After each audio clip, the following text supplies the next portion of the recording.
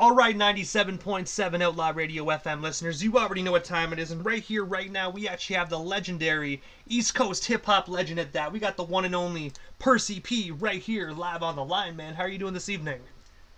I'm good. Blessed. Thank you for having me. Hey, man, you are most Yeah, certainly welcome. Unique. Give a shout out to Unique Enterprise for putting the whole thing, connecting us. So I want to give him a big shout out before we get going. Most definitely. Shout out to Unique, man. I gotta say, first and foremost, man, I've been a fan of yours for a long time, man. So thank you so much in advance for you just giving us a bit of your time this evening. Oh, man, thank you, man. I appreciate it. I appreciate what you're doing. I checked your page and I see how you definitely looking out for a lot of the pioneers and stuff, man. So I appreciate that and the backstories that you give on artists and stuff. Well, Percee, I want to take you back to the very beginning of your legendary career, man. And I got to ask first and foremost, man, what made you decide to get into the music industry initially, man? Because your roots run so deep. Yeah, well, and I grew up right there in the mecca of it all, in the South Bronx. I was right there. You know, I was born in '69, so you figure like when Cool Herc came in '73, I was already, you know what I'm saying, alive. So I kind of grew up with the culture when it in the NPC stages. So by the time '79 come around with the recordings, I saw the jams in the park, grew up with that. So a lot of these, you know, I grew up in Patterson Housing Project in the South Bronx, but you could hear Karis One mention in his record South Bronx. You know what I'm saying? So that's where I grew up all my life. You know what I'm saying? So what made me get into it is my mother's youngest brother, my uncle. His name is Jesse, but he back in the '70s, early, like in the beginning stages around that time, you know, he was down with a crew called the Undefeated Force. And my uncle's name is DJ Cooley Breeze. So it was Cooley Breeze, the amazing Bombay, he was on two others, and you had the Tila Rock, the legendary lyrical king Tila Rock. He was down with my uncle, and you can look at his interviews and hear him mentioning how my uncle was down. So this is before Tila Rock was made records. Special K is Tila Rock's brother. Tila Rock is the oldest. So I grew up with that.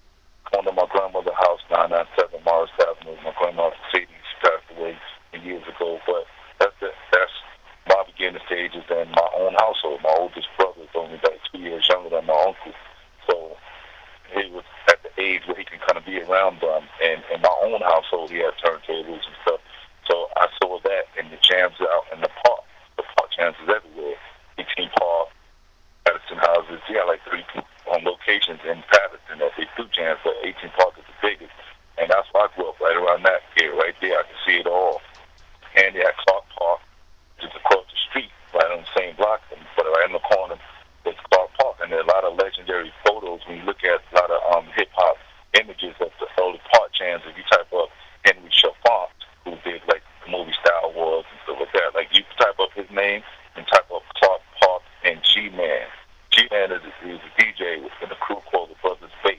And you'll see like images of him in the park, Clark Park, that Henry Chalfant took. So G-Man was there. You see like K Slay back in his early days and the DJing and stuff, and the images of these pictures. So this is stuff that I grew up around. A lot of these housing projects had jams in the park. So in the South Bronx, you have a lot of housing projects congregated across the street from each other, down a block, 2 blocks away. So I grew up in that kind of environment. So it was just before like anything would happen with far as radio or movies, it was just something that I grew up with, never knowing that one day it would be a big industry that's what it is now. So that's what inspired me, and just listening to radio stations like Mr. Magic, Chuck Chill, Red Alert, Awesome 2, DNA Hank Love Show, and then down the line would come people like Stretch and Barbito, and I was a part of these shows. You know what I'm saying? So I don't want to like get too long on it, but that's what inspired me. And also, as well, you were actually known for your lyrical wizardry after you actually after your battle between Lord Finesse. I was wondering if you can tell our listeners what transpired during that battle to actually make that happen, and of course, what was it like just battling Finesse so early on in your career? Well, I would say, as you know, my first recording came out in 1988. So I was on radio, like already, like, you know, a year before that battle, like Red Alert, DNA Hank Love Show, Awesome 2. So these are like in the radio in New York area, like at that time, these are the stations that people listen to. Red Alert was mainstream commercial radio, 98.7 Kids FM. So my song was being played, but in '89, song still was being played on certain shows, but AG is from the same project where I grew up. So AG is from there, but AG battled Lord Finesse. That's how he met him. AG had a battle with my rap partner, Beneath the Hypnotic Performer. So they battled. So I was there at that battle. So almost so like I felt in the project, when you watch the battle, the guy that introduced me in Lord Finesse, he's the one who instigated the battle. His name is Tony Webb. So Tone knew Lord Finesse from high school and stuff, so he would be like, yeah, this cat, my man Percee eat everybody up in Forest Project. That's what AG, that's what Lord Finesse is from, Diamond Fat Joe, they're up in Forest. But Tone would come back to Patterson saying, yo, P, man, this cat from Forest, to my hit, beat everybody in Patterson, and he'd be like, yo, I can't mess with my man Percee. So I guess that made him want to come down, just like any MC. It wasn't no animosity. It was just that curiosity of your skill level. Like, well, I never heard this cat. Well, so it would go on, like, I would say at least like about almost a 2-week span of back and forth from coming outside, people saying this dude looking for me. I'm thinking they're lying a lot of times. So they'd be like, so AG knew the people who I would hang around. He knew this cat named Wu, because AG hung with Wu too, so he brought Finesse to his window, called him outside. I was like, yo, Perce up there? And he said, yeah. And I looked out the window and I saw the crowd out there. So we was on the other side of the project, two sides of Patterson's, on the south side and the north side. I'm from the north side. So my man Dave Gonzalez, who's the guy who taped the Gaddy, Devon, my man Devon, like he the one who taped the battle. That's why we even have it to look at now. But Dave was out there and said, let me go get my camcorder. So we all walked on my side of the project, 315 East 143rd Street. So that's a location in legendary rap battle. That's the building. So he went up the stairs, we waited outside, came, got his camcorder, and the rest was history. So as far as like, that battle, that's how it transpired. That's how it all started. But I didn't know that the day after that rap battle, Lord Finesse would be into the new music seminar. He was going to be in that seminar. He was in it. But I listened to his interviews, and he said that he battled me. Maybe that was a little practice. But in his own words, he said that was the hardest rap battle he ever had in his life. That's his words. And I have to ask, well, because I know a couple years after that, in 1991, you were actually featured on Return of the Return of the Funky Man. I was wondering, like, did that battle actually, like, did that battle you guys do together actually make that collaboration happen? Well, yes, I'm sure that basically because already too, when I remember I was out already with a record, so Finesse would see me in the club like the Castle, which back then it was like a club that not too far away from the project where I grew up in Patterson House. So we would walk there. That was a known spot, and that was walking distance from the project. So we would go up there, so Finesse would see me there, and AG would be there. Remember, AG was on his first album, so I had a name for myself too at the time. So it was more likely, like when he was working on his second album, he told AG, so the person, man, he tried to get him on a song. So AG would tell me, yo, Finesse doing another album, P, he wants you on it. So that's how I wound up on that, and we recorded the songs in Jazzy J, the legendary Jazzy J studio up in Abington Avenue in the Bronx, Arlington. So his studio burned down, but yeah, that's where we recorded the songs. And the first song I recorded was Yes You May, and then Kick and Flavor with my man. And also, as well, in the early 90s, you actually joined DMX on the DJ Stretch Armstrong show, where you both performed a freestyle. I was wondering if you can tell us a bit more about that night, and of course, what was one of your most fondest memories you actually shared with the late great DMX?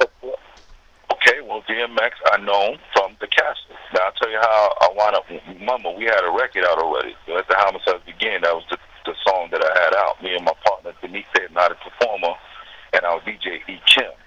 So E. Kim is Mike spelled backwards. So basically, he was our DJ, went up to the club, because it was a spot that everybody used to hang out after. We would go up there and we saw these guys passing out flyers. So one day, we was up there and we got the flyers, and we was like, yo, you should get Top Priority. And they said, who's that? And I said, that's us. So we let him hear our song, Let the Homicides Begin. And he said, yo, this is good, man. Come next week. I'll let y'all in. So we wound up being down with the artist that he was managing. So DMX was one of the artists he was managing. It was DMX The Great, Top Priority, which was me and my partner and my DJ E. Kim. And then Top Quality. And you had DJ Shabazz, who was down with Master Ceremonies. And so, basically that's how I knew DMX. So when they had these shows, headliner acts, we will be like opening acts. So that's how we knew DMX. So by the time Stretch Armstrong comes around in 1990, I'm already on radio. So Stretch Armstrong I met through Lord Sear. Lord Sear knew one of my brothers. He told me about me. Lord Sear invited me to the show. So the first time I was on Stretch Armstrong's show was their third show. I was invited to their second show on air. I didn't show up. The third show was the first time I was down there, and I was rhyming with Large Professor. So I already kind of had that camaraderie with them. I brought people to them. I brought Ultramagnetic to them because I already knew them from like B-Boy Records days. I brought DMX down there. Like he came down there with us. You know what I'm saying? My partner.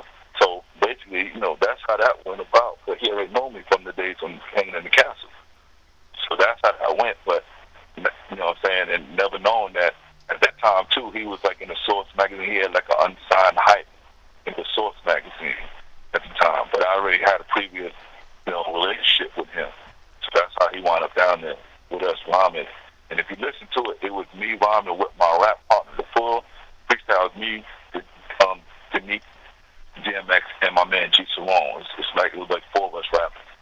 And if you listen to that show, you will hear that people that after we finished, you'll hear like people like KMD down here. You got Curious George, other people there. And if you actually listen to the freestyle, which I throw on my playlist, YouTube playlist, you'll hear that Bobito mentioned it, Who Else Is in the House, and come back, we're gonna have some more freestyle, and he threw those names out there. So that's how that relationship transpired. And then the video, now you'll see a video of us together rapping. But DMX, this is when he wound up getting on Def Jam, because he was on Columbia first, Columbia Records, and I guess they didn't really push him well, so he was kind of on that label for a long time. And when he got on, I guess, L's Tone at the 321, that kind of really blew him up more. And then I guess he had the interest of like Def Jam, and they bought him out of that deal from Columbia, and that's how he wound up in, he getting propelled back in the industry, but in a bigger way.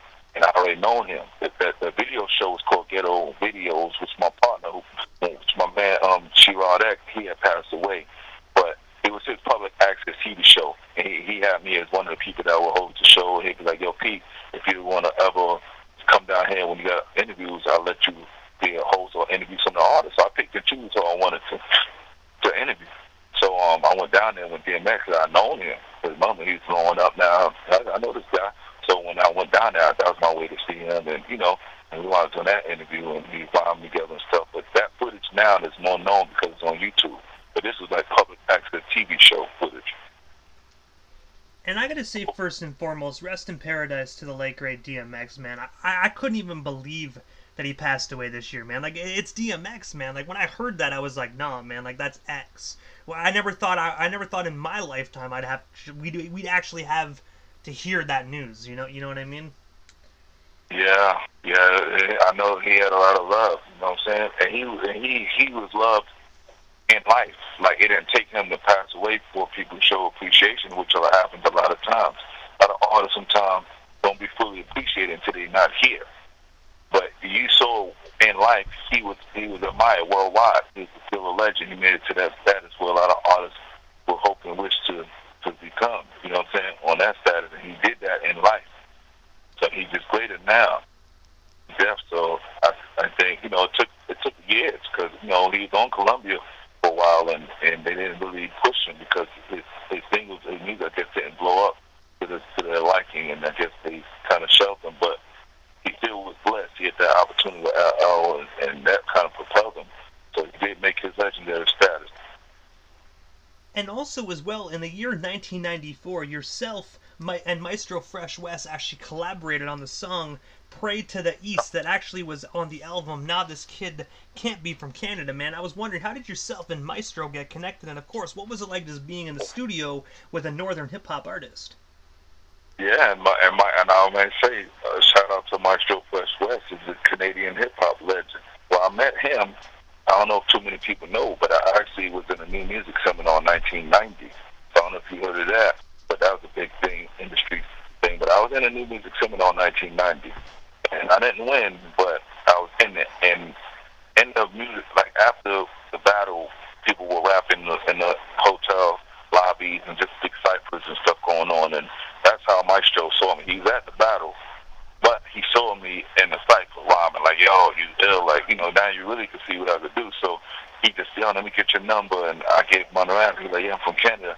So we would stay in contact, but when I got the Quotable in the Source in 92, that was like him, like, yo, this is the guy I was telling you about, yeah, from New York, it's Percee P, and, from North Finesse album. The Quotable in the Source was like a big thing, you know what I'm saying? Most artists wanted to be a quotable. If he was an MC, like, he always looked at the source, so let me see who's the quotable, but I got that. And I'm sure that's how he really heard me. So he said, yo, P, I'm moving down to New York. And he came down, and we stayed in contact, and he said he had a label that he had started independently, but on the side, like when he was working on that This Kid Can't Be From Canada album, he wanted me on the album, and we did that song, Pray to the East, and the rest was history. And I was gonna say as well, man, like, I gotta ask as well, because I know a lot of individuals from Canada, especially back in the day, didn't really get a lot of pop. So when you work with him, were a lot of individuals being like, yo, why are you working with a guy from Canada? Or like, were they actually showing you love, being like, yo, yourself and Meister are dope together? Well, I mean, they thought it was good, but at the same time, if you look at my career, if you look at the songs I do, you notice I work with people from all over. It'd be international, it'd be the West Coast, Midwest, you know what I'm saying, East Coast. So I work down stuff like, it's like, that's how I always was. So like when I met him, he showed me love and respect. So it was more like vice versa. It's like, you know what I'm saying? So that's what I did. So it wasn't why would I do it. He definitely was a hip hop cat. He knew a lot of the stuff that I knew about hip hop. The people that I've been around, he's very well versed in New York hip hop scene, so he seemed to have respected it, and he respected me, and he's a lyricist. He's a dope MC himself, so I was like, this is going to be a quality record. So that's why I did it too, you know. And also as well, you actually collaborated with the group the Jurassic 5 in the year 2002 on a song, A Day at the Races, man. I was wondering, how did that opportunity arise? And of course, what was it like being in the studio with the Jurassic 5, man? Because those guys, as we already know, are such phenomenal hip-hop artists. Yeah, well, I met them. Most people know me, my career, they know me for pushing music hand-to-hand, tape CDs, all that stuff. So I met them at a club called, what's that? Urban Plaza in New York. So it was a big thing called Urban Plaza down like 14th Street down there. But how I met them was, there was a guy named Bonnie Kulak, and I'll give him his credit. He's a photographer. But when I sold my mixtape, he looked at the cover and said, I remember this picture of you on the mic. This was at this club, which was true. He said, yeah, I remember that night. I was there at that show. But he was like, I'm a photographer. I don't know if you're interested. I'll take some photos of you for free. I took him up on that offer, you know. So he said my father owned like a construction company. We could shoot over here in one of his warehouses. So I went, and in return, he was like, yo, P, I would love to shoot more artists, you know, but I don't know these cats. But I knew them, all the underground hip-hop cats in New York, really. So I said, you know, better yet, I'm going to introduce you to a guy named Rocky Montaigne. Rocky threw the longest-running open mic hip-hop show in New York called the New Eurekans Poets Cafe. That's the longest-running hip-hop underground open mic circuit, and it's still going now. But so I introduced him to Rocky, and Rocky had every artist that had to go to him, so he had everybody's number. So he hooked him up with a super crazy amount of artists coming down, and he was so happy. Bonnie, he was so happy. Yo, Percee, I got a whole bunch of pictures, man. I appreciate what you did. Yo, man, I got 2 tickets for Urban Plaza for Jurassic 5. If you want to go, you could go. Of course, I'm going to want to go because I'm everywhere pushing tapes, trying to hit all venues, fat beats. So he invited me. I knew Urban Plaza was a big venue. I said, yeah, I'll go to that. So I was hit the line up first, tell him tapes, and then when we got in the lobby, he was like, yo, that's Cut Simmons, just one of the Jurassic on the DJs right there. You should say what's up to him. I was reluctant at first. I didn't think he would know me. But when I came up to him and said, hey, how you doing, man? I don't know if you heard me, I'm Percee P, but I don't know if you want to buy tape. He said, oh, Percee P, let the homicides again, Percee P. And I said, yeah. He said, yo, I'm trying to look for that record right now. DJ Shadow put me up on that. So he said, hold on, man, how much is your tape? And I told him it's $10. So he said, hold on. He called the rest of the guys over and was like, yo, guess who this is? He's like, who? It's Percee P. Percee P, yo, man, what you doing here? I said, nah, I heard about the show. My man brought me. So he was like, yo, man, we'd love to bring you out. Put me down. I said, yeah, I'd love to come out. So they brought called me on stage, and the rest was history. Every time they came to New York, they would be like, yo, P, you know, we got to bring you out. We got to bring you out. And from that first time when they met me in the lobby, way before they even had me on stage, they said, yo, baby, crazy. We're working on our album right now. I'd love to get you on a song with Big Daddy Kane. And they did it. They didn't talk because they manifested. They did that. So, you know, you see with the rest of the history with that, the song Day at the Races. But we recorded that song in Newmark's house, DJ Newmark, one of the DJs. And he did the, Chemist did the track in Newmark. It was his house, and his home was studio in his house. So that's how that went about. And the rest of the history with that song, you know. And also as well, there's a video circling around YouTube as well, and it's a video of yourself, Eminem, and Fat Joe trading verses, man. I was wondering, what was it like actually trading verses with Eminem at the height of his career? Because by the looks of the video, it looked almost like the Slim Shady LP or the Marshall Mathers LP criteria era. Yeah, that's when that album was coming out. Like the Slim Shady was that one. My Name Is that album. So that basically was a press release date. That's the guy G-Rod X, who passed away, who had me on the G-Rod doing an interview for GMX. Also with Fat Joe. Fat Joe came in his house. So that footage you see me rhyming, that's G-Rod X's house. But he knew Fat Joe, so he had him over. He said, yo, Pete, Joe's coming over. I want you to come through so I can get your freestyling. So what G-Rod X would do, because I didn't really have like videos like that. I didn't have like the MTV rap videos, but I still was an artist that was out with songs, you know, radio shows. So what he did was give me visuals with his public access show. He'd be like, yo, P, anytime you do shows, man, give me some footage I showed on the show between like videos of recording artists. He would show R&B too.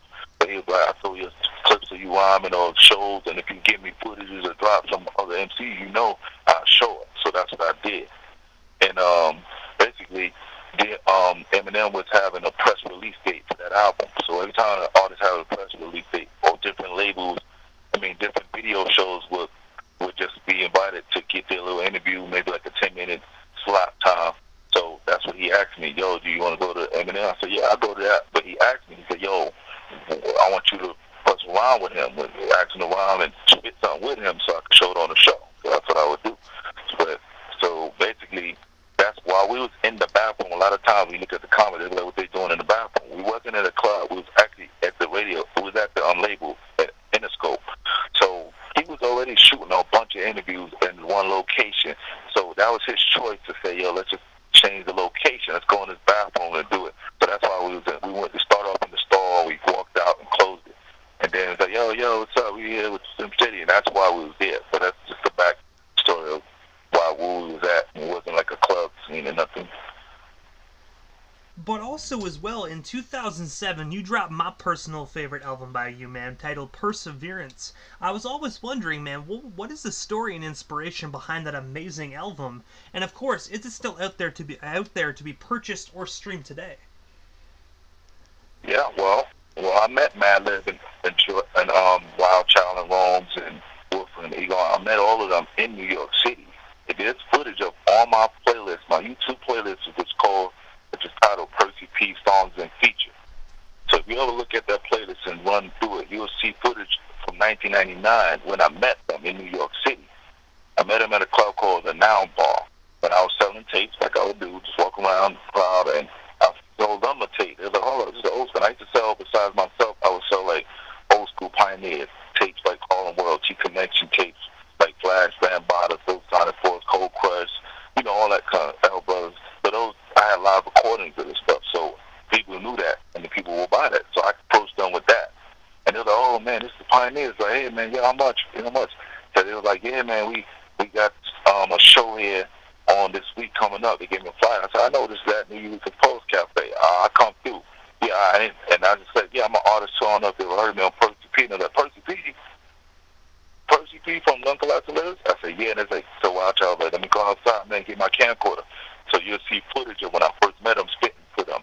But right then and there, they got my number, and they was like, yeah, man, we'll stay in contact with you, man. I'd love to work on a project and get you on the project. So they stayed in contact with me through those years. And every time they would come to New York and do shows, they would be like, yo, P, man, we want to try to put you on the lineup. And I would do that. And, you know, and remember, this is like early. Remember, I met them in 99, so I watched Stone Still grow. You know what I'm saying? They didn't have the catalog that they had now, but they still saw the hunger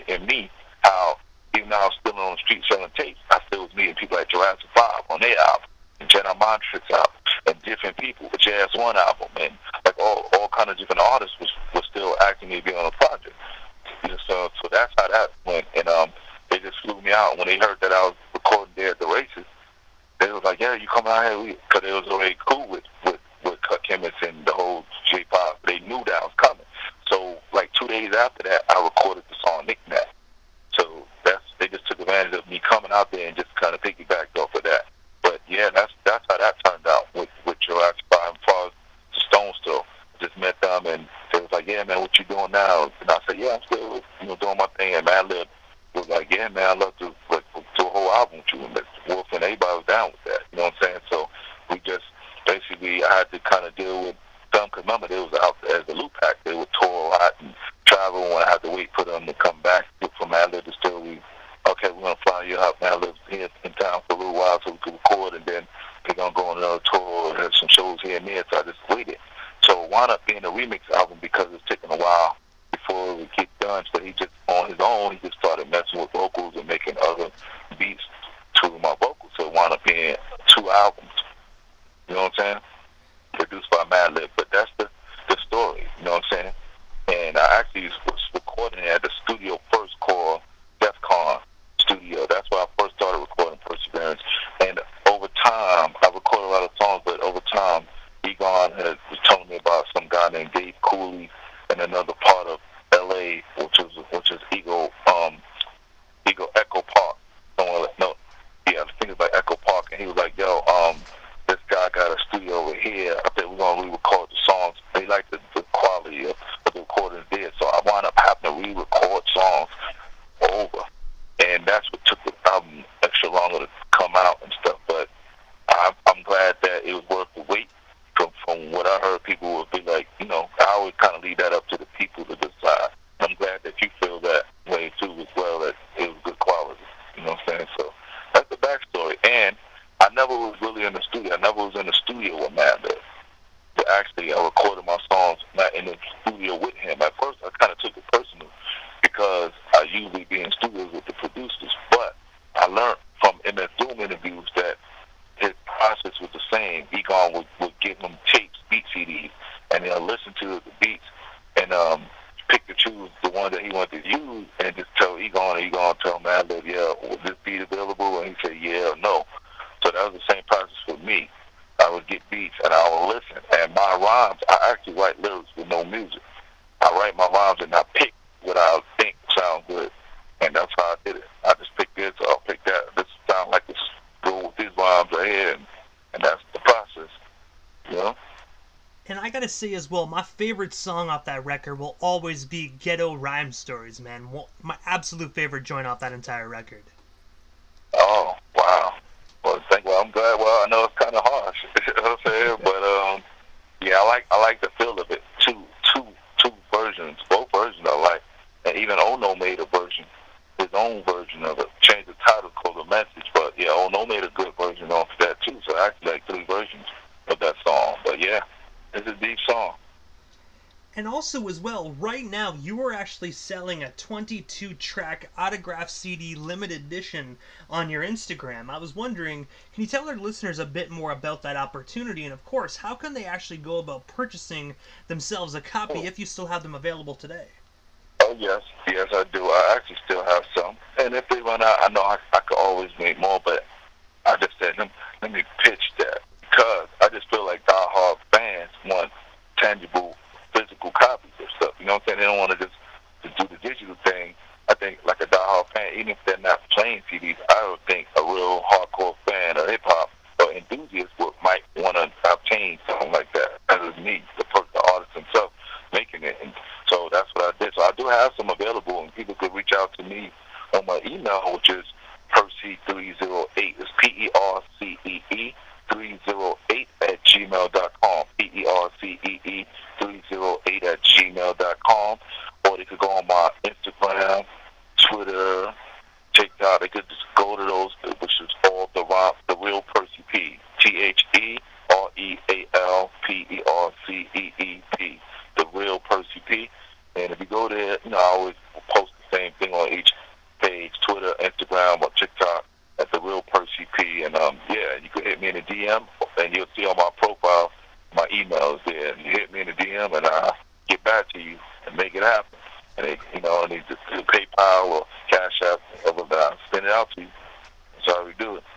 And I gotta say, first and foremost as well, I'll be hitting you up here in the coming week, man, to snag myself a copy. Once I get paid from work, I'm gonna be sliding up in your DM, man. I can't miss that opportunity to get an autographed Percee P record, man. So expect a DM from me, brother. Thank you.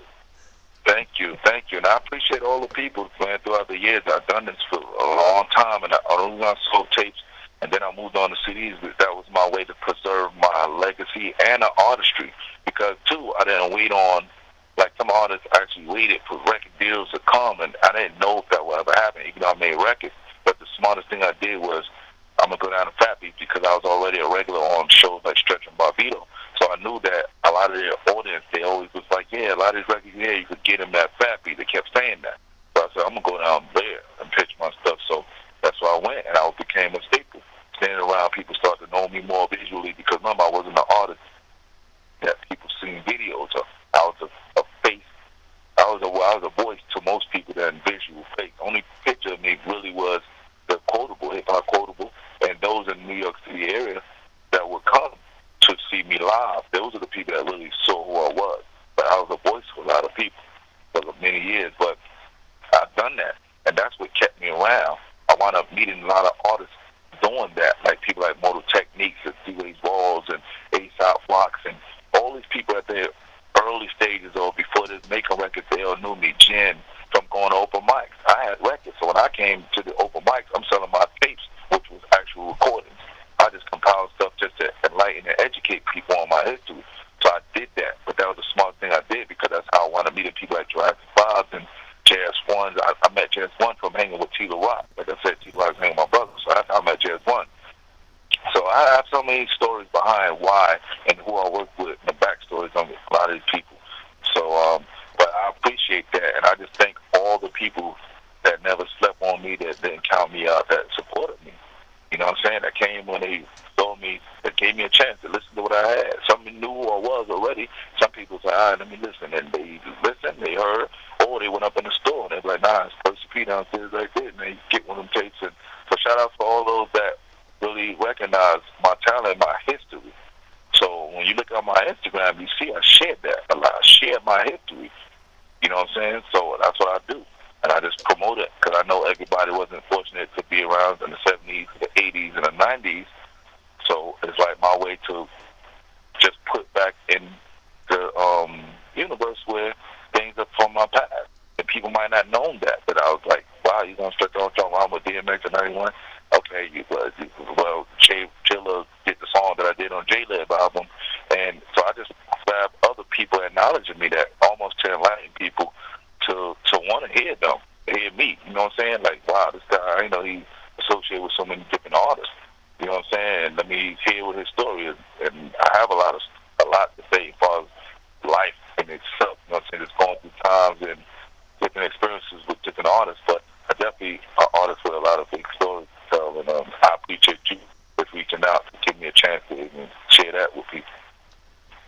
But I gotta ask, Percee, what is next for you, man? Like, is there anything we happen to miss? Anything else you still want to talk about or promote? What was stuff you hear live on the radio station this evening? Well, yeah, I'm still definitely presently doing music. You know, a lot of features. People want to reach out to me, they DM me.